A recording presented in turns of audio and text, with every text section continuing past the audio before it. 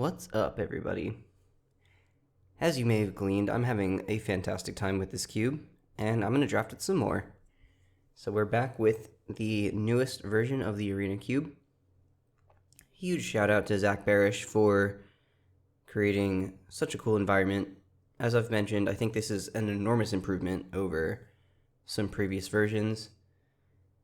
And yeah, I'm just having a great time with it, and I'm going to draft it some more. Let's hop right in.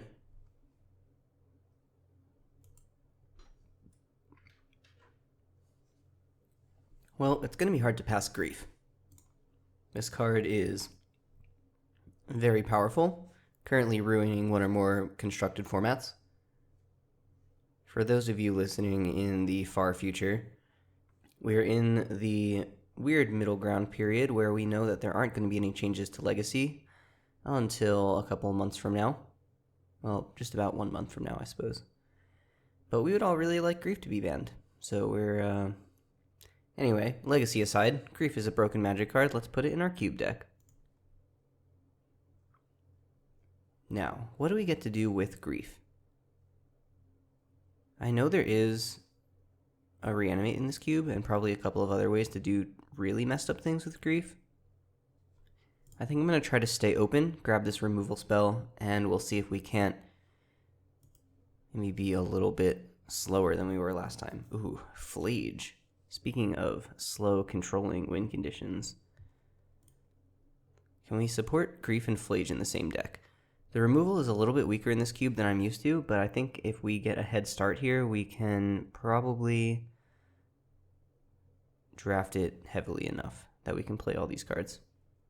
I'm going to sideboard it for now, but I think the card is powerful enough that it's really worth kind of speccing on.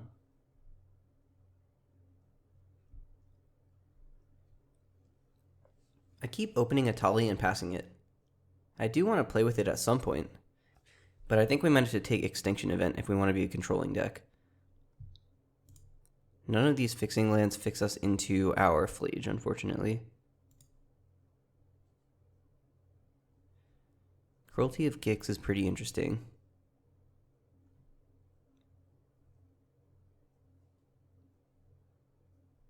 It is kind of a reanimator thing, which is cute with Grief.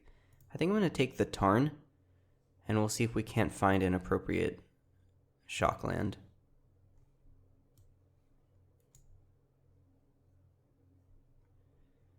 Rafine's Tower does get fetched by Scalding Tarn and also fixes us for white and for black, which is not nothing. Yeah, let's do it. We're going to have to prioritize fixing pretty highly in this draft, I think. Infernal Grasp, another nice removal spell here. Mono black Phlage so far. See if we can't find a Blood Crypt or something like that. Godless Shrine will do the trick. We can't fetch that with our current fetch land, but it is still going to fix us for red and for white. Or, yeah, it's going to fix us for one of either red or white, I should say. Choose a color. Okay, this card is probably very good. I also really like Lingering Souls. That might be powerful enough to be worth it. And we move into white, black, splash, red. Alright, let's do it. We already have 2 pieces of white fixing here. And honestly, I'm comfortable playing Phlage with only 2 actual red sources in my deck. I've done that with Uro plenty of times, and you know, it only burns you sometimes.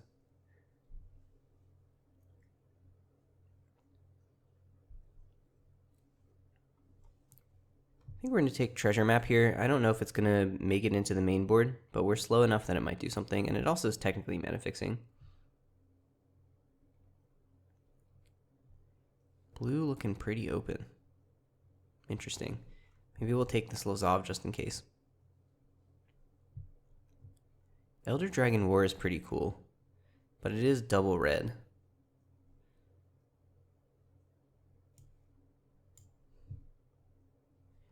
Solemn is going to be pretty important for our game plan, I think.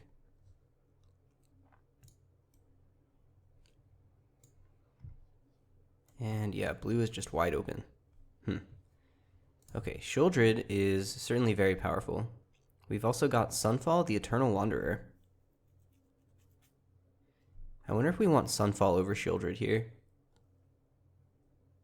Just trying to make it into the long game, and I think board wipes are just really powerful in this environment.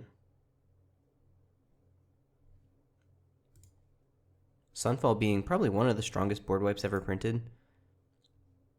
Breach of the Multiverse is certainly a control win condition. I like that Virtue of Loyalty can win us the long game while also letting us commit to the board in the early game. So I think I'm going to do that for curve considerations.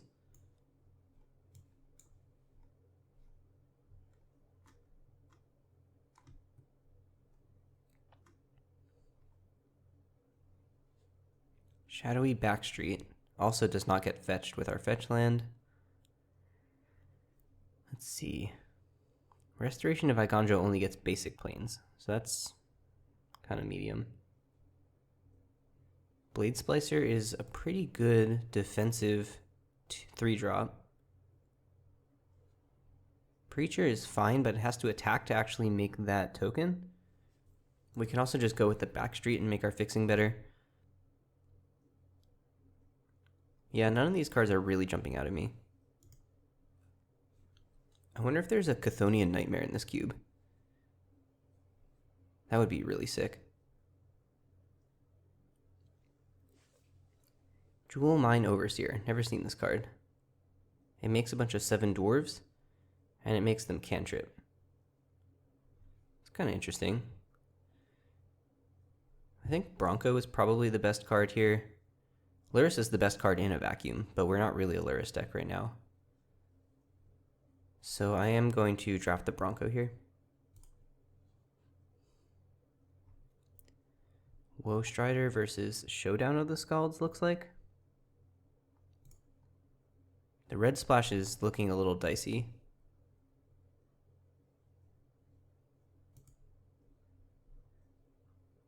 March of Otherworldly Light is a great pickup here. Although Bloodstained Mire is potentially really important for our red splash. We've already got Godless Shrine, Shadowy Backstreet, Rafine's Tower. Oh, man. The Bloodstained Mire is so important here. Certainly less replaceable than white removal, even though our deck needs removal more than it needs fixing right now. I think it'll be easier for us to find other removal spells. Like Bitter Triumph, for example. Okay. Tribal Flames is maybe playable. Ornithopter, also really good here, fixes us for our mana.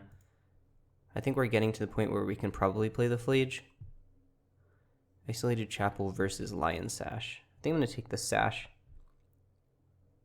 It's nice to have some graveyard interaction here. And all of this is useless to me. We'll take the Mortuary, I guess. I'm more inclined to play a single off-color Surveil land than a single off-color Cycling land, for sure. Double off-color, though, that might be a little bit loose. We aren't playing any of the rest of these cards, though. Is the Overseer good? I don't know. Maybe we should just try it. And get this Phlage back in here. We really just need one fetchable red source. If we can find a red source, because we've already got the Bloodstained Mire and the Scalding Tarn. So if we can find a Shockland or even a Triome. Ooh. Double red, though. This is an absolutely nuts game ender. And our curve is a little bit low right now. Restless Forest is another pretty compelling pick, but nobody has been drafting the black-white lands. I think it's very likely we will that. Yorion is also compelling, but we've drafted too many lands to actually companion it right now. I'm going to take the Chandra. I like playing with this card. Our fixing is currently terrible, but Jetmir's Garden is a good solution to that.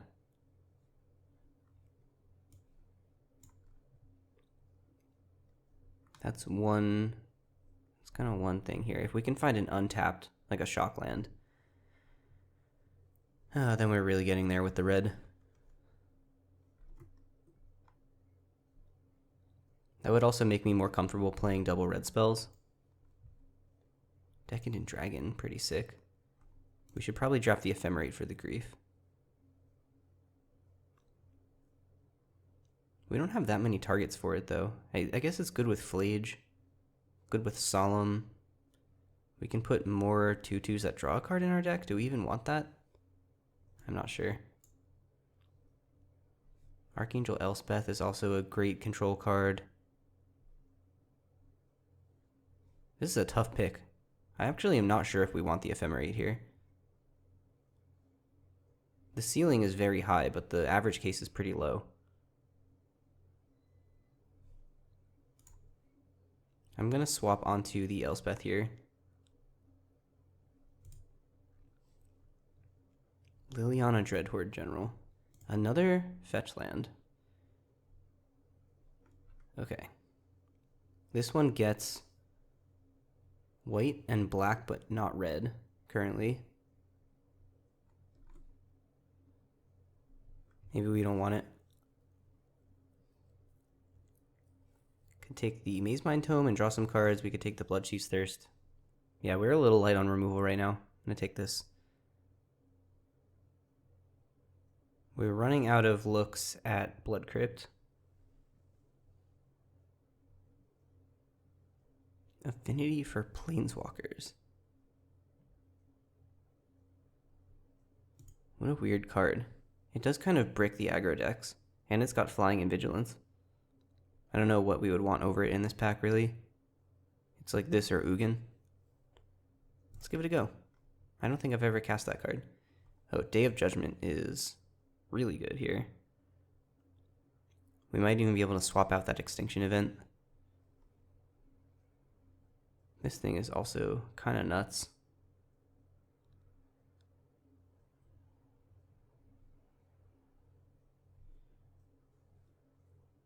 I'm more worried about finding ways to cast our Chandra and our Phlage and stuff like that in the form of stuff that brings us into the end game. Ooh, Subtlety. Definitely the worst of the cycle, but still pretty good. What does this do?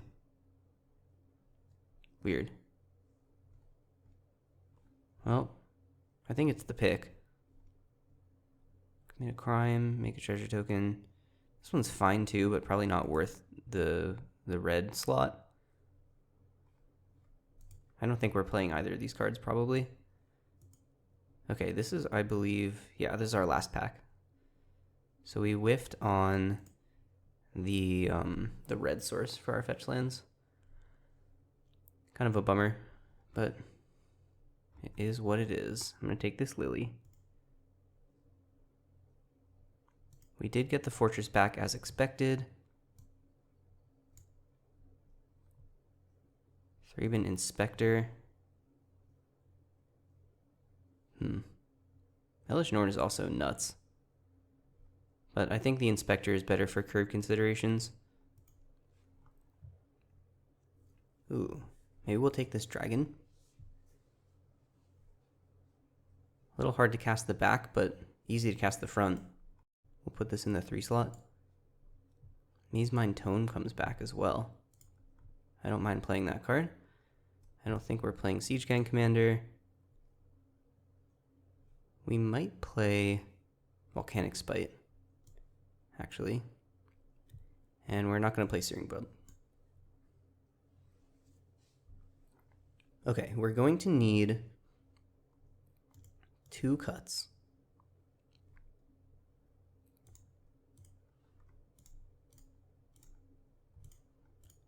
No, not the Hedge Maze. Yeah, our mana is honestly pretty bad for our red splash.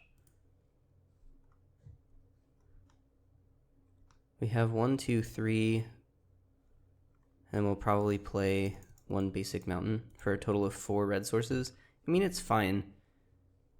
The only double red spells we have here are Chandra and the back half of Phlage and Decadent Dragon. Like, both of these cards actually do something if you don't hit your second red source. which is definitely relevant. So we need to cut 2 spells, and we need to add some lands back in. We can probably play 1 more basic mountain if we want. Our black-white fixing is so strong here. Yeah, let's double check. So 5, 6, 7, 8, 9, 10, 11, 12, 13, 14. Yeah, we're supposed to add 3 lands and cut 2 cards. So we'll put these and then consider cutting a mountain for 4 red sources. I don't think Bloodtithe Harvester goes with our game plan that well, and it's also nice to cut a red spell.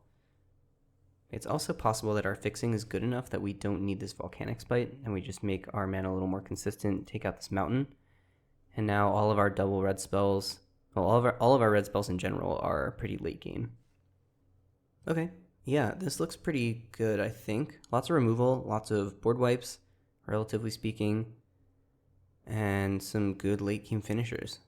So we're basically just going to try to make it to the end of the game and then outscale our opponent with Virtue of Loyalty or Chandra or Phlage. Neat. All right, let's give it a go.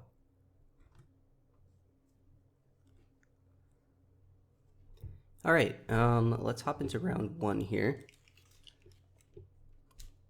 I will say it is pretty refreshing to not have to restart the client in between every single round, which is, by the way, something you should do if you're using Moto, mostly because the software is full of memory leaks.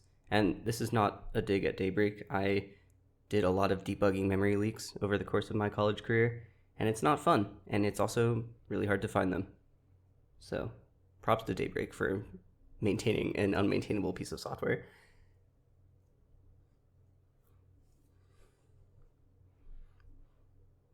Okay, this hand looks good. We can cast our Thraben Inspector. We can draw a card with it if we have to, and we have a bunch of early interaction. Gonna keep it.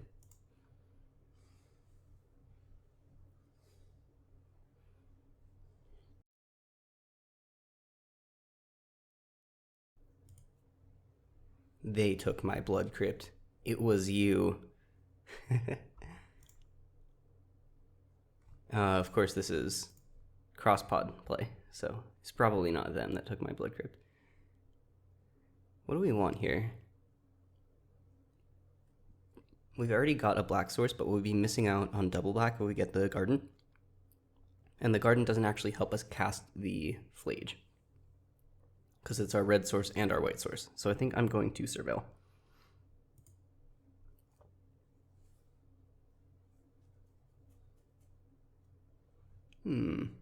Good, but not a land. Sorry, Lily.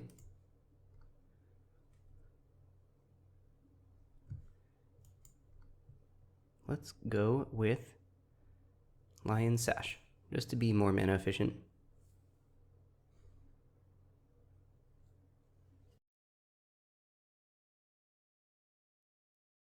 This is the weird hand attack arena card. So they're going to take my card forever. If they take my Thraben Inspector, I get nothing back. Same with Bloodchief's Thirst.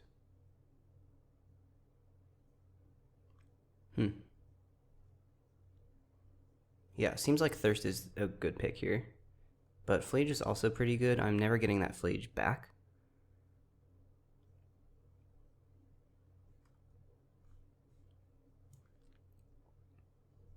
Okay, I'm going to start off by attacking, just in case. They understandably do not want to block.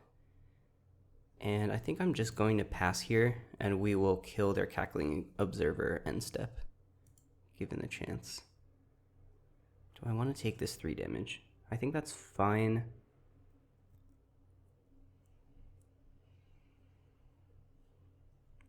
Yeah, we'll see.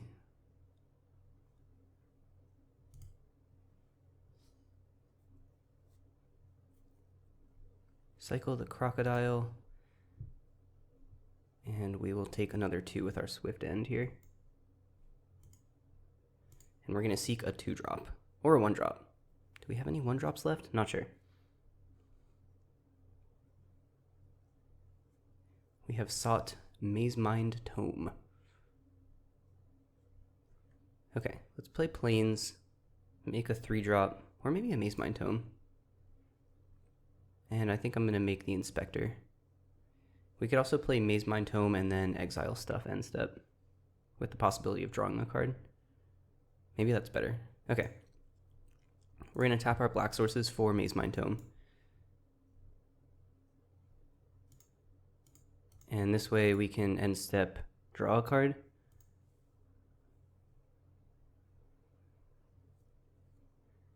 Here is a Solemn, that's fine. They're going to ramp a little bit, possibly fix their colors. They maybe needed double red here, and draw a card. Okay, Archangel Elspeth, pretty good.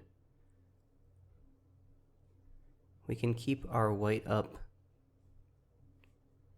just for the graveyard interaction and just start cranking out our 1/1s.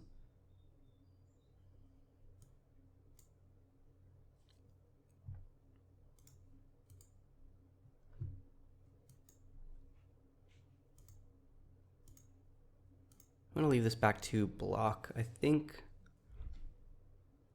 we could also just chump block with the 1/1. That's not a big deal either.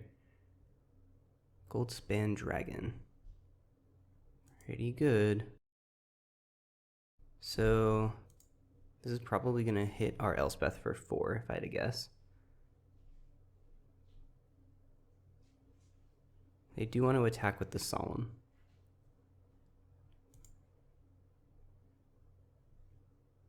I'm going to block the Solemn so that the Elspeth doesn't die. We're going to gain a life. And then we can kill the Goldspan Dragon with Bloodchief's Thirst next turn. Unless they've got something that deals 1 damage? I don't know what that would be. Just like Lava Dart or something. End step, we will exile that Lion Sash. I'm going to get the Crocodile out of here. And we can scry 1 as well. Decadent Dragon. That's a pretty good draw. We can't cast the back half of it, like not even close. Maybe we're not that worried about card advantage right now. Another land. So this is going to be Bloodchief's Thirst, your Goldspan Dragon, and then hold up double Lion Sash, I think. We can even attack with the Lion Sash.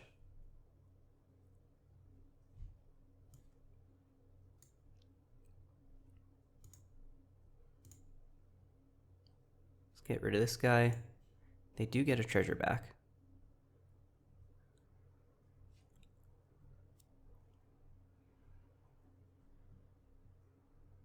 They've got Ephemerate or something. Not Dead After All. Oh, Not Dead After All doesn't work because of the Lion Sash. Pretty sweet. Okay, they've got Pylon. So I can exile their bat.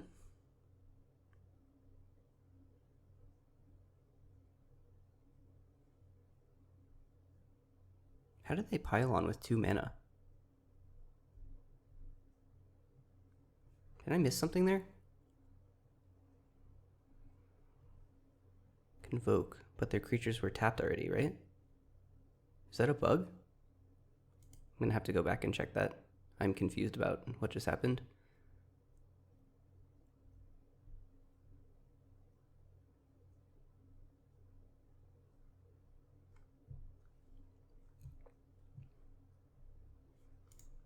Okay, well here's my 1/1.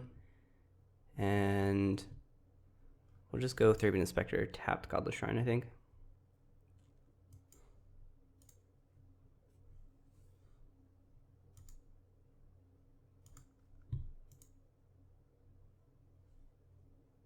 Oh, the Goldspan makes the treasures tap for double. That's what it is. Okay.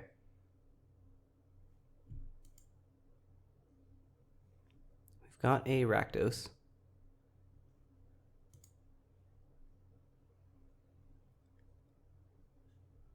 We're going to scry 1. We're going to look for a removal spell here.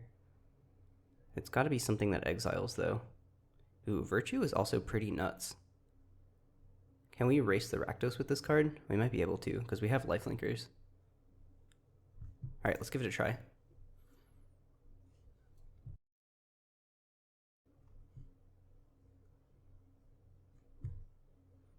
So we'll go Plains. We have a total of 7 mana here. So we can't quite... We can Virtue plus... like we can Fealty plus Virtue. But we can't make our Rider, unfortunately. I think that's fine. Let's cast the Fealty.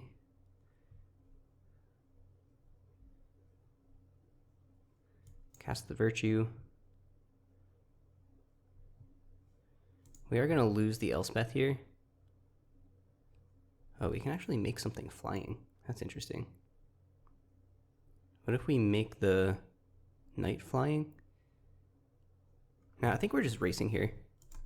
I'd rather have an extra body for the Virtue.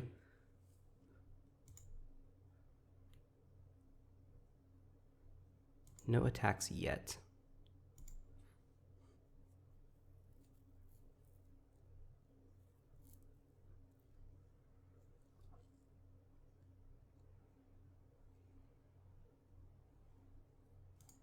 Okay, so they get to take 4 cards.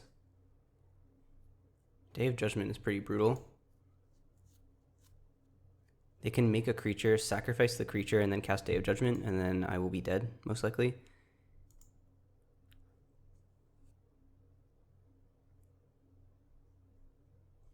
They're going to choose even here, presumably. Get rid of my tokens. And then kill my Elspeth.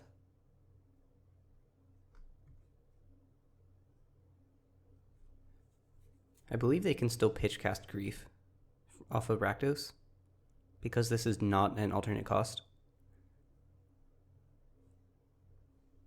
I don't know if they want to. I don't know if that's useful to them. Yep, Infernally Grasped. And then Elspeth down. Alright, this is looking pretty bad. They've got 5 cards in hand. I've got basically nothing. I do have a Virtue of Loyalty. We're not dead.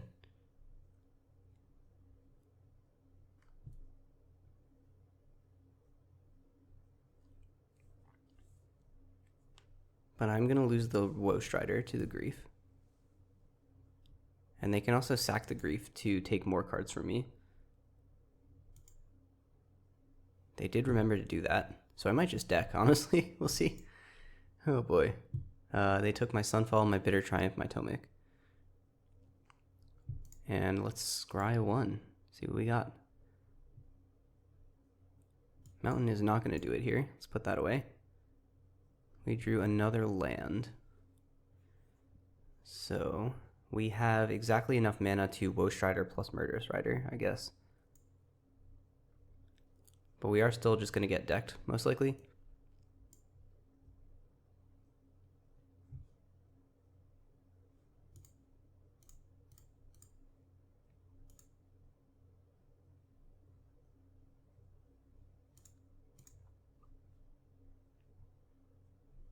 Get that mountain and cast this guy.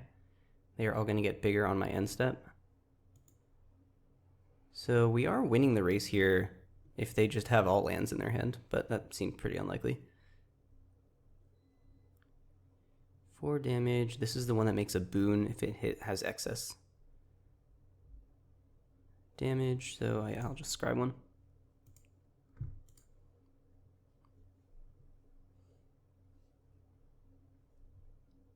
I'm going to put this on the bottom because I am worried that they're going to cast it with Rakdos. At this point, I'd rather scry good things to the bottom. Yep, there's a creature. And they do have enough mana to cast something from their graveyard. Mana value 3 or less. So that's going to be Mephit's Enthusiasm again.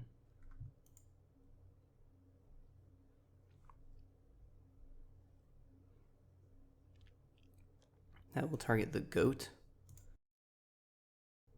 Once again, no excess damage if it loses its target. And I guess we'll leave that on top in case of Rakdos. I can't really attack here, so it seems like they attack with the Rakdos, obviously. They can't really attack with the adversary.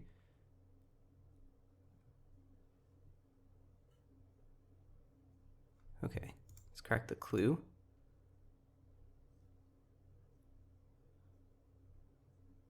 Jetmeter's Garden, we can cycle. Let's make sure to tap reasonably here.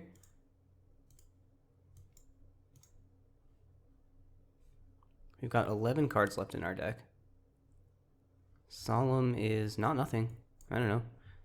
Let's go to combat. We are going to attack because this guy has pseudo vigilance.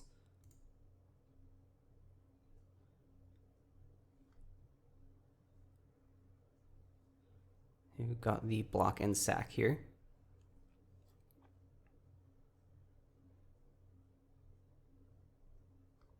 They took 2 lands. That's good. See if we have any basics left. 1 basic left. Nice. Untap my guys, make them bigger. We're not dead yet. We are still way behind. Target non-basic land you don't control loses all abilities and deals damage to me. Okay, that's fine. I don't care about my non-basics right now. I will happily sacrifice a Godless Shrine. I'm more worried about the 2 flying attackers.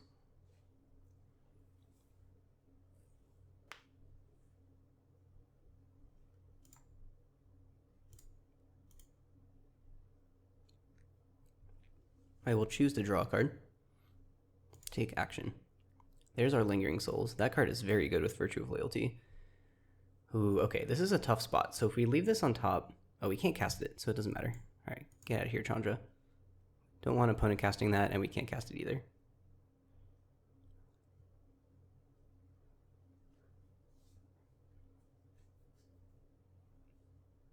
We are down to 6. We're dead. We have the Lingering Souls, though. So not dead. I would like to sacrifice Godless Shrine. That's fine. We found a Restless Fortress. That's pretty good. Let's head to combat.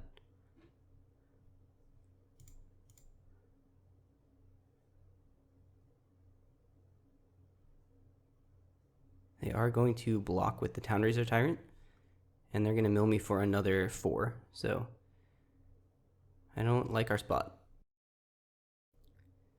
Chandra is the last card here. I'm going to cast this and flash it back. I think that's more important than trying to turn on the land. We're just 1 mana short of doing that.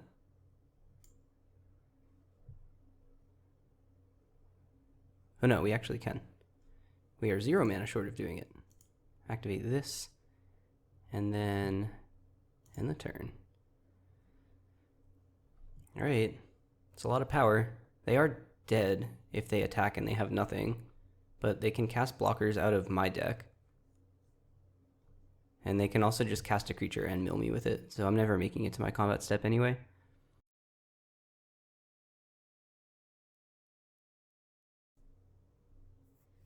That'll do it. Would you like to kill all of my cool spirits with my cool Chandra? Definitely allowed. No, they want to make a Decadent Dragon.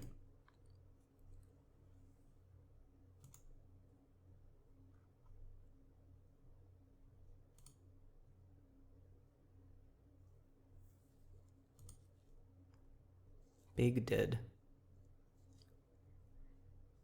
Good game. Alright, we're down a game. Could not beat Rakdos, but let's hop into game 2 here.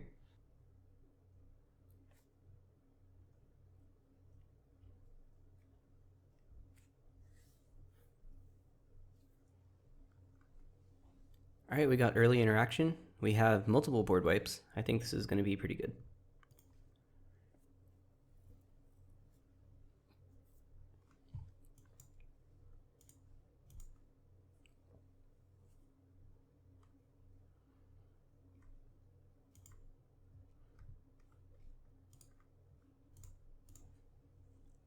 Blood-Stained Mire. This is going to get our Shadowy Backstreet, and we're going to surveil one. Scalding Tarn is Probably not necessary here. Shame to surveil away one of our red sources, but we have too many lands right now. I think we should kill the Magda right now because it is basically a ramp spell. It's kind of like bolting the bird if you squint.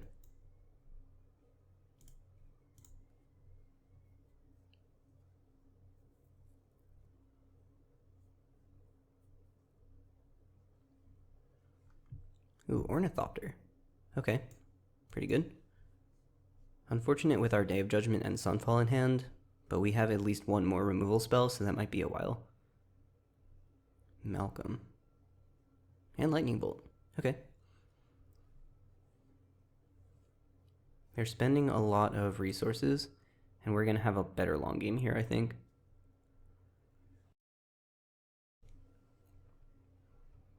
Cryptic Coat, pretty good. That's going to be hard to deal with through all the board wipes. They just bounce it.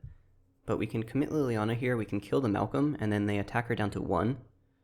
And then we can wipe the board maybe, or kill with the Murderous Rider or something. I like that line. Get out of here, Malcolm.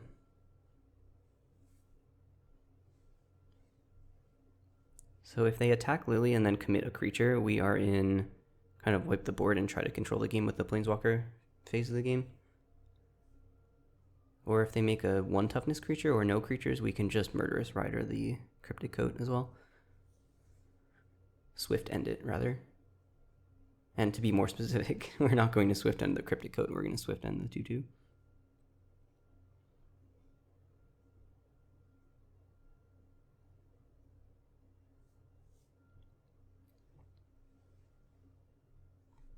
Spell Pierce.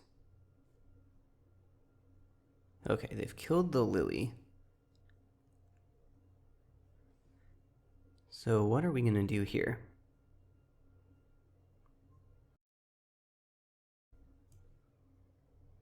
I think I'm going to...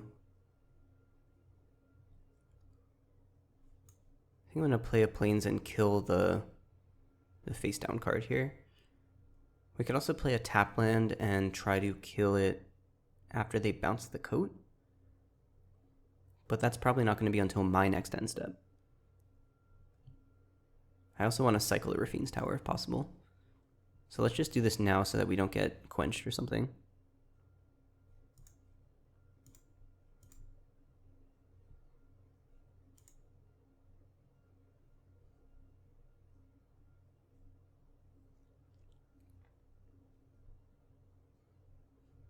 Teferi, Hero of Dominaria. That's bad. I sure wish I had this Swift End in my hand. The good news is if we play the Murderous Rider and they tuck it, we still get to draw it later. I also like Lingering Souls against Teferi.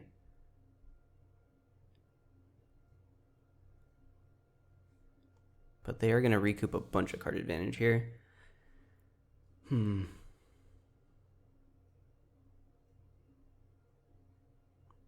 Yep, I think it's just going to have to be Souls.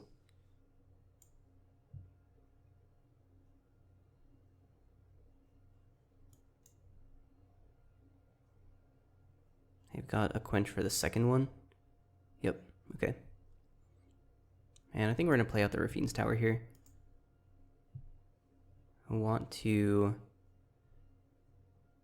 have mana for potentially double spelling with the Murderous Rider. It's going to be very hard for us to out-tempo this Teferi.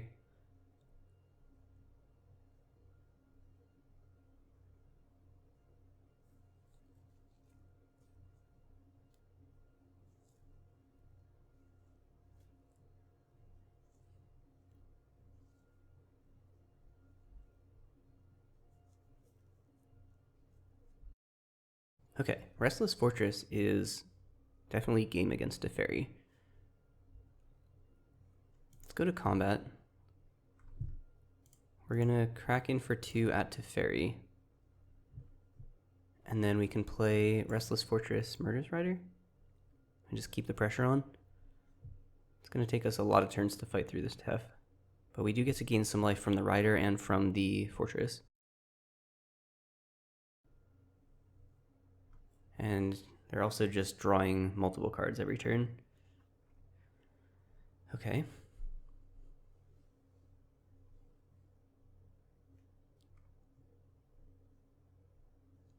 It's at 5, so we can kill it if they have nothing. Fable is not nothing. Extinction event. That also only hits creatures. So we're going to have to turn on the Fortress and Kraken. They can lose their token, or they can lose their Teferi.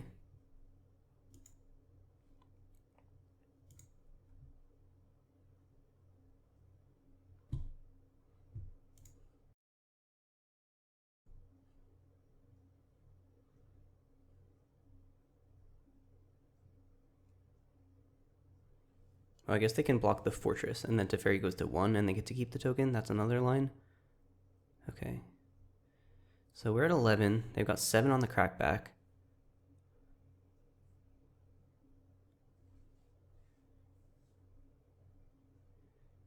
Definitely dicey. We're gaining 4 life a turn. We're taking 7 damage a turn. We can kill the Teferi with just the spirits if they have nothing. Oh boy.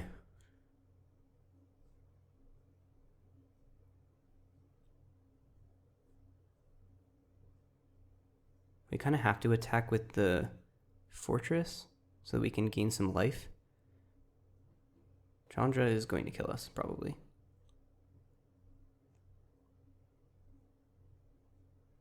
Chandra can put us to 2 or kill the Rider. They want mana? That's really bad. Seasoned Pyromancer is going to make 1,000,000 blockers.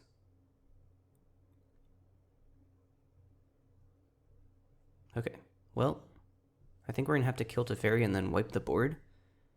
And then hope to figure out how we're going to work our way through the Chandra and also the back of Fable. But I do not like our chances. We can also exile all of the evens, but that doesn't really matter. Yeah, we have enough mana to Sunfall plus flip. So let's head to combat.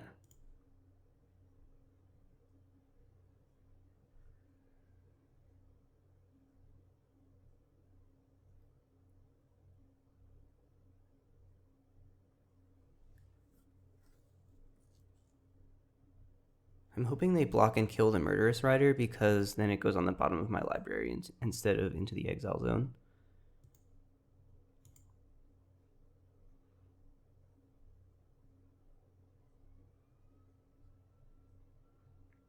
They have decided to just block it with the crab.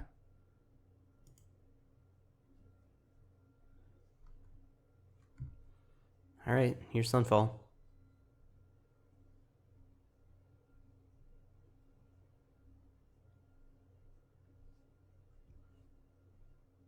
I do have a 9/9. We're kind of still in this. They get to make a 2/2 and also a Cryptic Coat.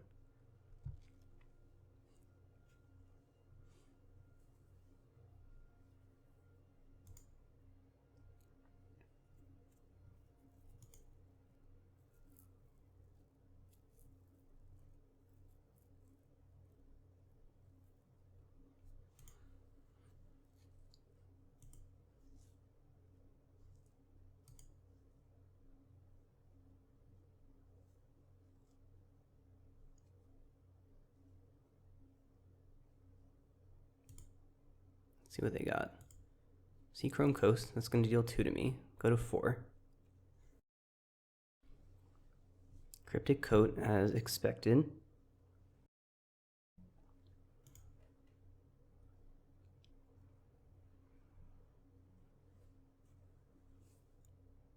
Two damage to each creature and each opponent. Well, we'll see what mode they choose. But putting me down to 2 does seem pretty good. So does making a lethal attacker.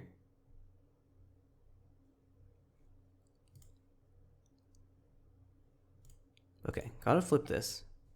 This attack is a little complicated. The Chandra is threatening lethal. I have to attack, like chump attack the fortress to gain 2 probably. We can... This has an odd mana value, I believe. Huh. I think... Okay, so if we attack with the fortress, we go to 6, we die. I shouldn't have flipped it, I guess. I'm supposed to wipe the board again.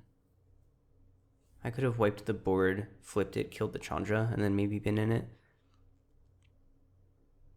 Yeah, that was a mistake. Okay, we have to draw a card.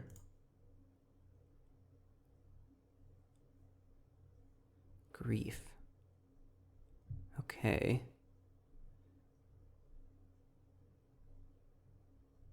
Well, we have to wipe the board. That's our only option here.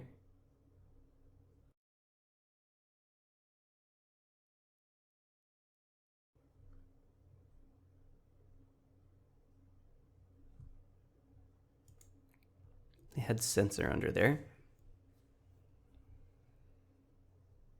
Chandra ults at 7, yep. I think we are pretty dead to this Cryptic Coat. Do I have any cards in my deck that actually deal with Cryptic Coat? I don't think so.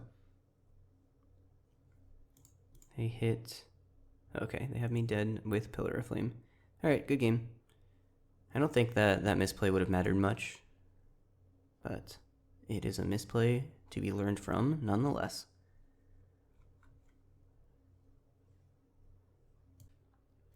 Alright, we are at a disappointing 0-2, but let's see if we can turn it around in Game 3.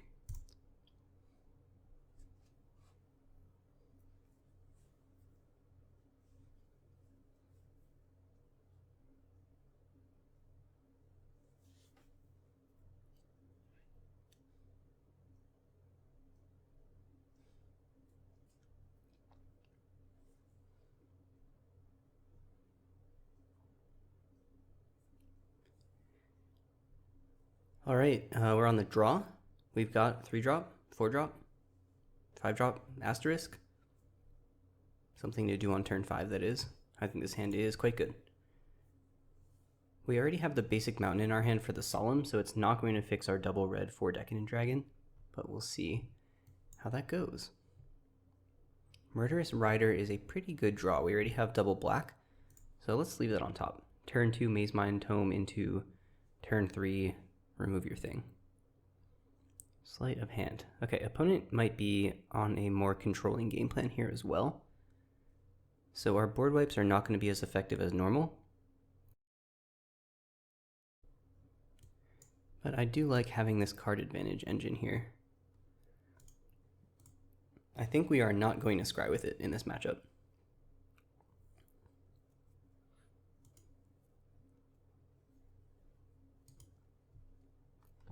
Archangel Elspeth is pretty sick. I'm comfortable passing here. We can either end step Expensive Taste or draw a card with Maze Mind Tome, or maybe kill a Planeswalker or something if we need to.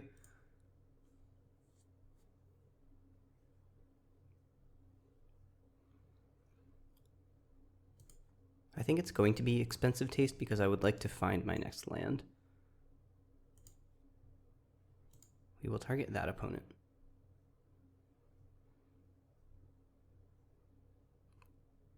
They're going to think about countering this, perhaps?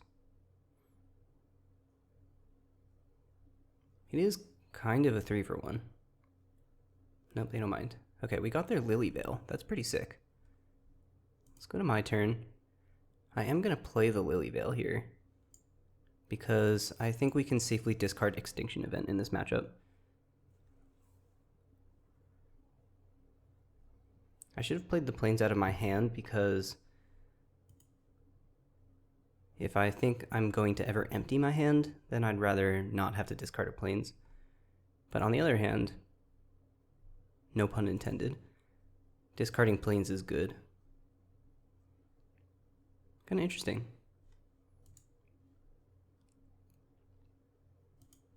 They have identified perhaps that we are also not a creature deck, and so they're discarding their Blue Sun's Twilight, which makes sense. Somebody brought up Blue Sun's Twilight recently in the Cube Talk Discord. I think it might have been Deinonychus. And it's actually kind of an interesting effect for a really low curving cube, because it is a permanent mind control as long as the target costs 2 or less. And it also costs more depending on how good the thing that you're getting is. Which is kind of neat. Ooh, okay, they're going to repeal the Liliana back to their hand, which is pretty sweet. Yeah, there's nothing I can do about that. All you.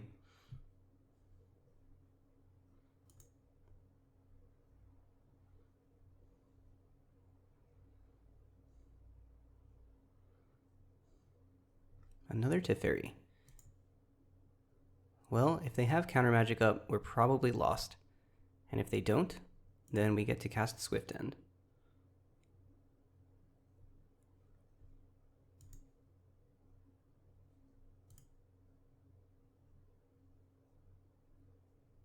There are definitely some 2-mana cards that can counter a Swift End here, but having 2 mana up for any quench effects gives me a little bit of hope. We'll see what happens. Okay. Teferi is gone. I'm liking the end step flash in a 2/2 here.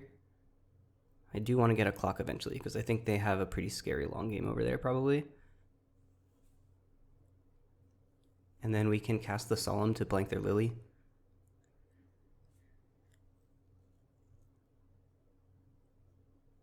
They have their own Archangel Elspeth. Okay.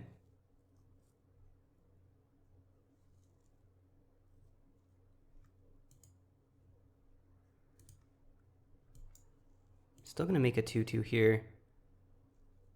It's going to be kind of like the Abyss in this spot.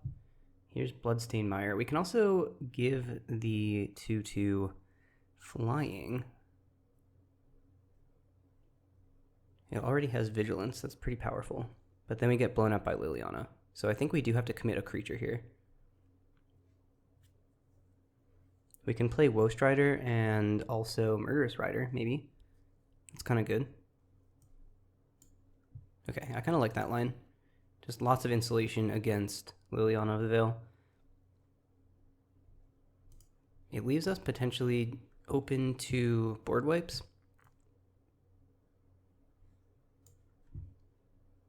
Let's head to combat first. Clear that 1/1.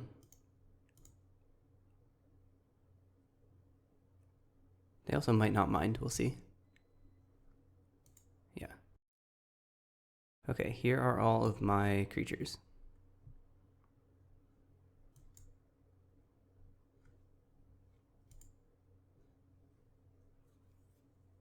Archangel Elspeth will be able to jump something to kill their Archangel Elspeth. Or we can Virtue of Loyalty, try to close the game out. We'll see what they do. I think their Liliana is pretty blank here at this point. If they +1, I don't mind. I'll just pitch the Solemn.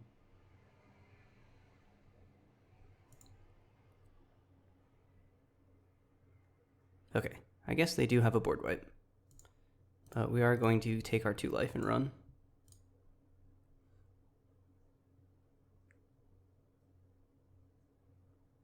There is Wrath of God. I'm going to scry. Bitter Triumph is a great draw. So I'm not worried about scrying anymore.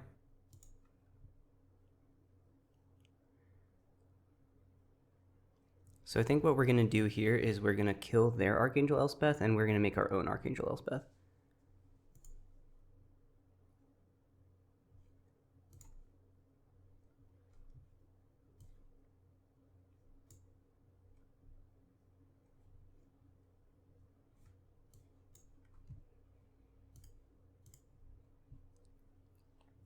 Build your own fractured identity. All right. See what they got here. They still have a lot of cards in hand.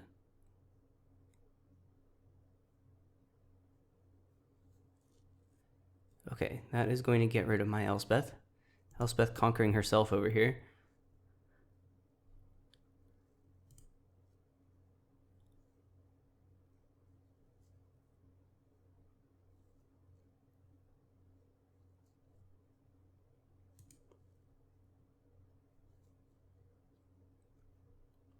I am not going to block here because the body is worth more to me with this virtue on the battlefield.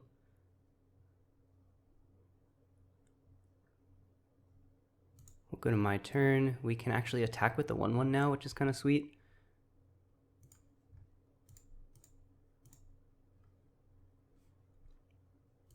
And now we have 7 total mana to work with. So it's probably going to be virtue plus draw card. I think that's fine.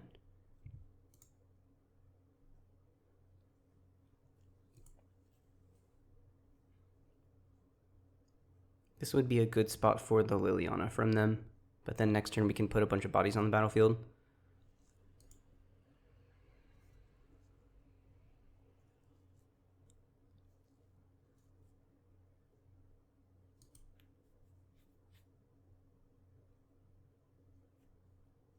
We're not going to have enough mana for Woe Strider plus Solemn even if we do draw the land, but we can at least make 2 bodies, insulate ourselves from the Lily.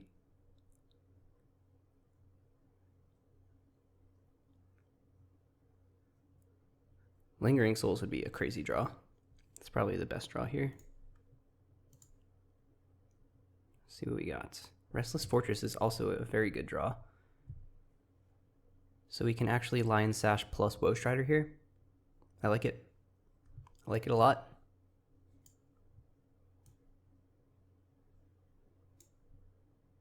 Oh, we don't have enough cards. Bummer.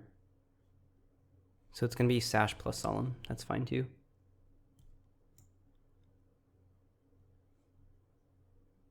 We can also eat whatever they're targeting over there, which is awesome.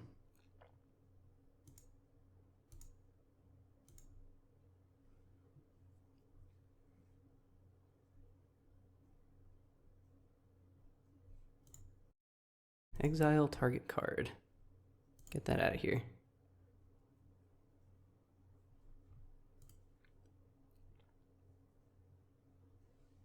We have no cards in hand, which makes uptaking the Lily very bad. Yeah. I mean, I don't know what's in their hand. They're a control deck with 5 cards.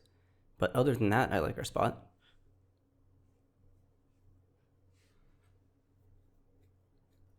Ossification is going to take something from me. Don't know what yet. It only hits creatures and planeswalkers though, so that's good. Get to keep our virtue around. Okay, we're gonna lose our Solemn. That's pretty bad. We still have only 4 cards in our graveyard because I exiled both of our creatures. So no Woe Strider next turn. Jeez, that's brutal. They want to plus the Lily even though I have no cards in hand. That's fine. They don't want Treasure Cruise here. Wow. That's either a mistake or they have some terrifying cards in their hand. Yeah, they've got a full graveyard. They don't want literal Ancestral Recall? How can that be? Alright, time to scry. Get that out of here. Day of Judgment. Day of Judgment is fine, I guess. I mean, we're going to have to discard it anyway, so we might as well cast it. We're going to cast that before activating our land, of course. And then I think we're going to go after the Lily.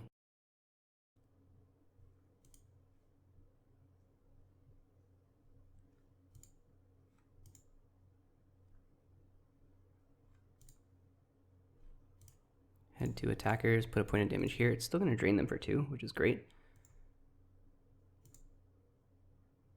And then we're actually going to get a counter on the fortress as well. That means we can kill Liliana next turn if we are not disturbed in our plan.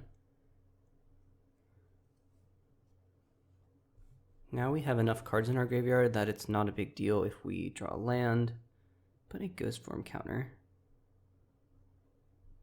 Non-land permanent. Okay, so that might kill our Virtue of Loyalty here.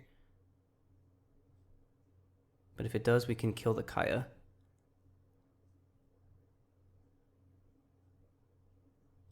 Yep.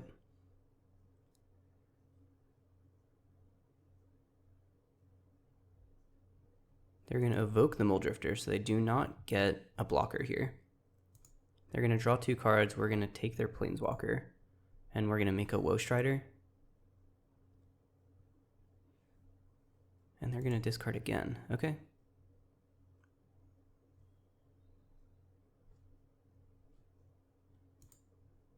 I'm not going to scry here. Caustic Bronco is a great draw. Do we have enough mana for, let's see, 1, 2, 3, 4, 5, 6, 7, 8. So we're short 1 on Fortress plus Woe Strider. But we definitely have to kill the Kaya. That's critically important. We run out the Bronco and offer the trade with the Lily. I guess we might as well because we're discarding it anyway.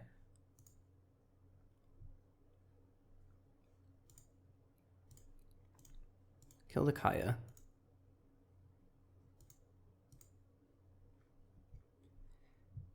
And yeah, the only thing we can actually do here is cast a Caustic Bronco.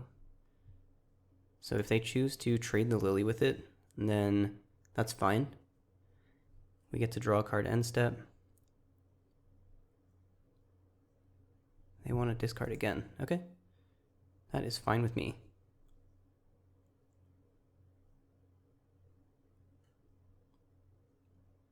Midnight Clock. Scary. That represents a lot of card advantage, but not anytime soon.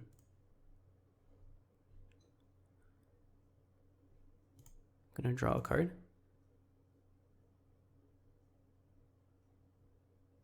We found Ornithopter. Yeah, you get a counter, absolutely. Chandra, Awakened Inferno, cannot cast it.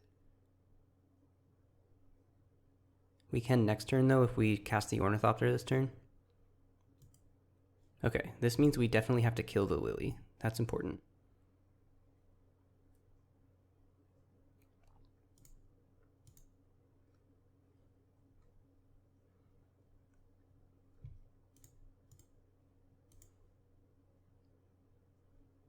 They've got something. It might just be Midnight Clock activation holding priority here. Okay, Godless Shrine is not a red source. Oh no. That might kill us.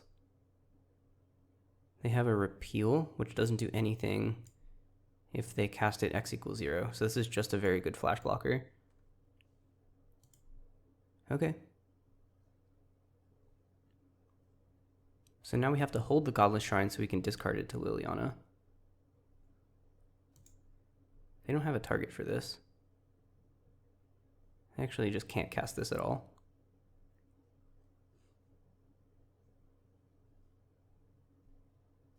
So they're going to block. If they block the Restless Fortress, then maybe they'll downtick the Liliana and I can try to get them with Chandra. Alright, well, we'll see what happens. It's going to be Ornithopter and it's going to be draw a card off the Maze Mind Tome. Urtai Resurrected. So are they going to kill the Ornithopter here, or are they more worried about the Bronco? Okay. Drew Jetmir's Garden. +1 Lily is going to pitch the Godless Shrine. Maybe we'll pitch the Jetmir's Garden instead. No, I'd rather be able to cycle the Jetmir's Garden. Maybe we'll, yeah, let's activate in response so that we can see what's up. Give us another option on discards. Lily Last Hope. Okay, let's discard the Godless Shrine. Gonna take 5 here, down to 19.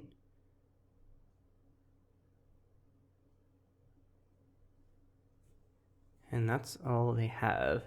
They can put 2 more counters on the Midnight Clock. Sunfall. We have not enough mana for Chandra plus Sunfall, which would be very good.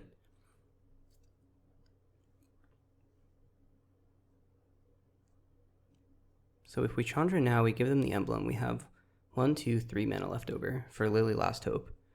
We can shrink their thing. Chandra's at 8, and they can't kill the Chandra. And then we Sunfall and hope to win the game from there.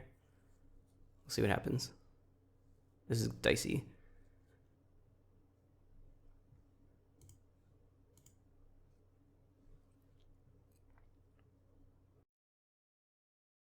Here is Liliana.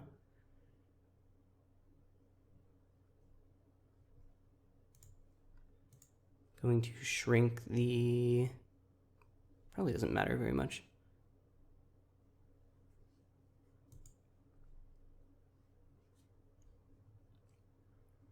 And then we're going to hold the garden so that we can discard it to Lily and then plant a Sunfall next turn.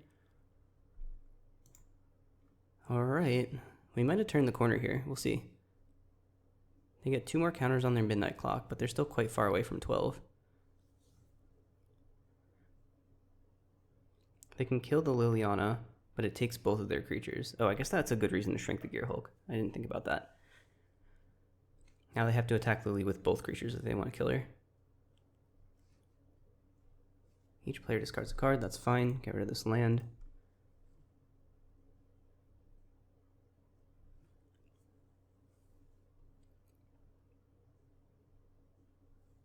Okay, they want 6 damage on the Chandra. That is great news.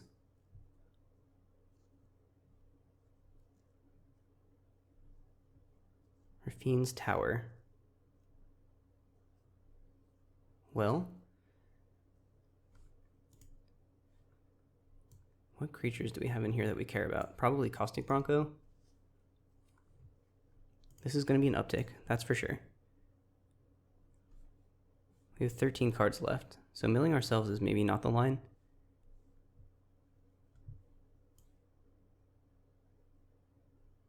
I am going to cast Sunfall.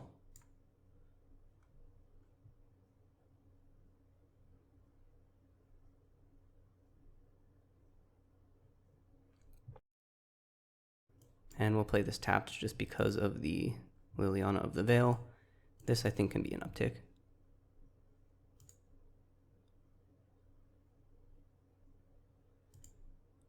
Alright, let's see if these Chandra emblems can get the job done. They're going to refill their whole hand this turn. But we're all the way up at 19.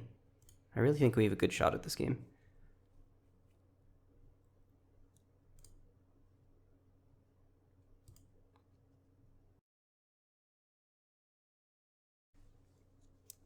Midnight clock activation here.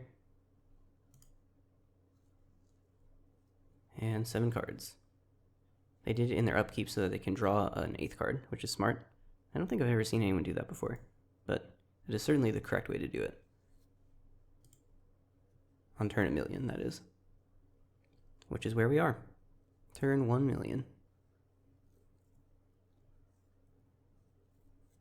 If they uptick the Lily, they 2-for-1 themselves. If they leave it B, we can attack it.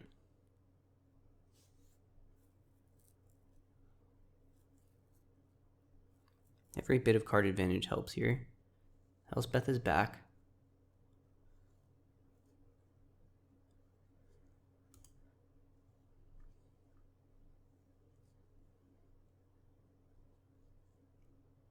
One-ones are not very good against Lily Last Hope.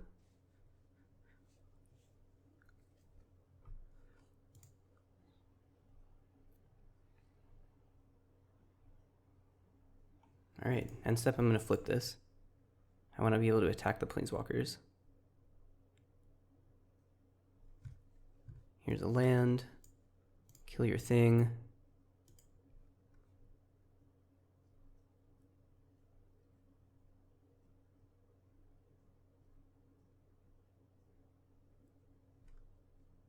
Fair enough.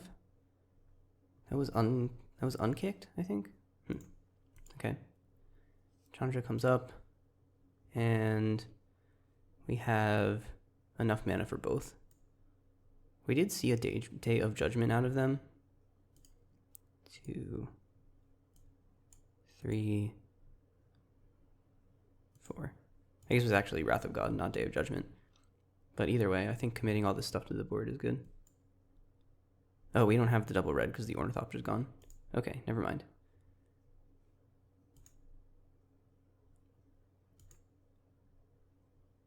3 more damage here, down to 8.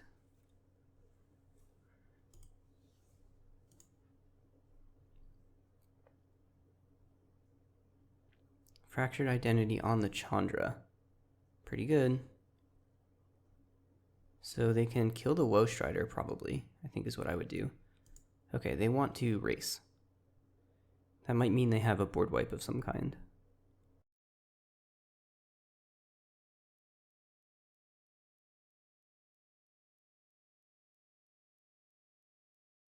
I do currently still have lethal. Blue Sun's Twilight on the Woe Strider. I cannot sacrifice the Woe Strider to itself, and therefore I will not.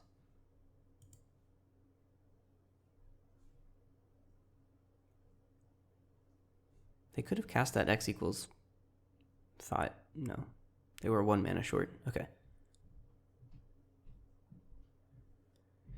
All right, we are in danger now.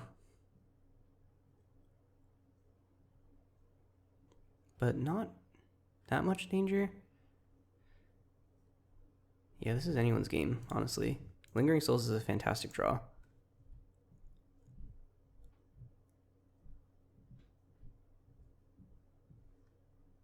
And next turn we can ult the Lily. It's going to be really hard for them to deal 16 damage to me. They've got 3 turns left. I don't know. It's hard to say who's ahead here.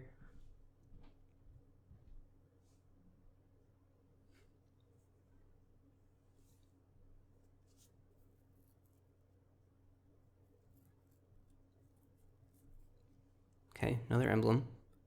My life total is flush. Brainstorm. I am just going to sack the Lily next turn for the emblem, I think. I guess they also have to make flying blockers or remove my spirits somehow. They're dead on the backswing right now.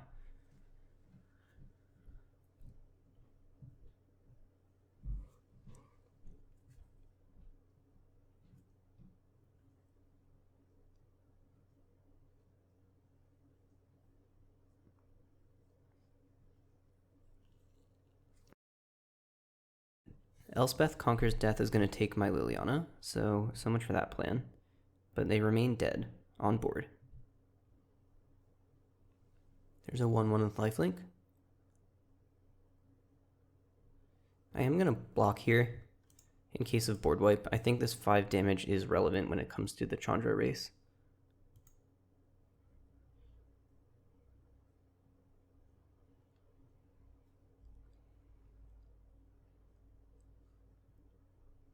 I'm going to take 2 down to 16. They've got something at instant speed. Oh, I guess it's Woe Strider. Okay, let's go into combat and attack and see what happens.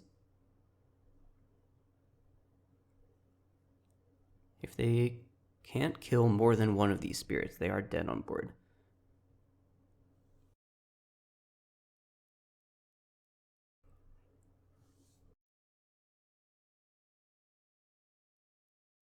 Go right to the face with these. Settle the wreckage. All right. Here are my 3 basics. I still cannot cast Decadent Dragon, and I am going to kick this and destroy Chandra.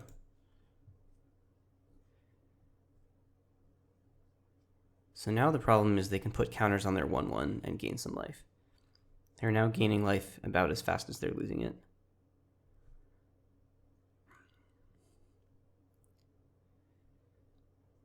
This has been a really sick game.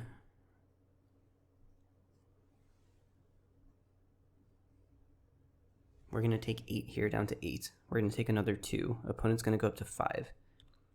We have to find any way to deal 2 damage to them. I wonder if it was correct to kill the Archangel Elspeth instead. I didn't even think of that. I was so worried about the damage race. Killing the Elspeth would have stopped them from gaining the life, and maybe I would have won.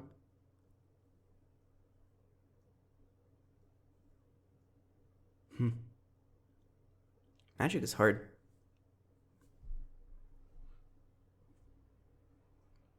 Three-Bin Inspector, not nothing. It's certainly cantrips. We've got 6 cards left in our deck.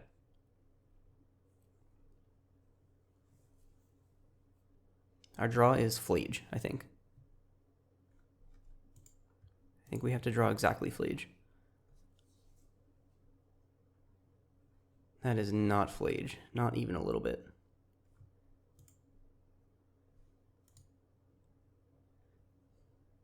Alright, I think that is going to kill us. We do have a blocker, but we take 5 and we die.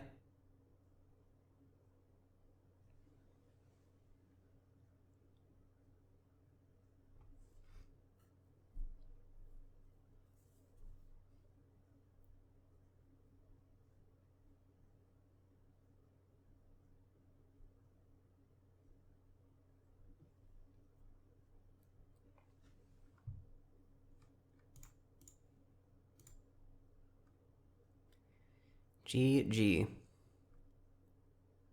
What a cool game. Alright, we did end up going 0-3 with this deck. That last one was tight. I think I probably misplayed there at the end. But it was a tough line. And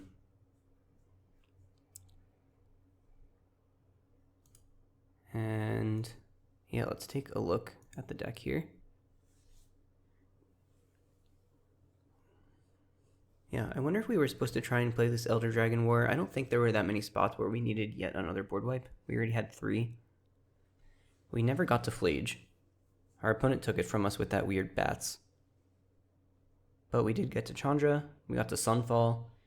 The deck did the thing, yeah. I mentioned this in the last video, but I think this format is a lot faster than normal. I've had more success with more aggressive decks, and I've been punished more by faster decks. But I think that's good, because previous arena cubes have just kind of been about who can have the slowest, grindiest game plan. And I think having a variety of possible deck speeds is a great sign of format health. Alright, well, this video ended up a little shorter than I was hoping, probably.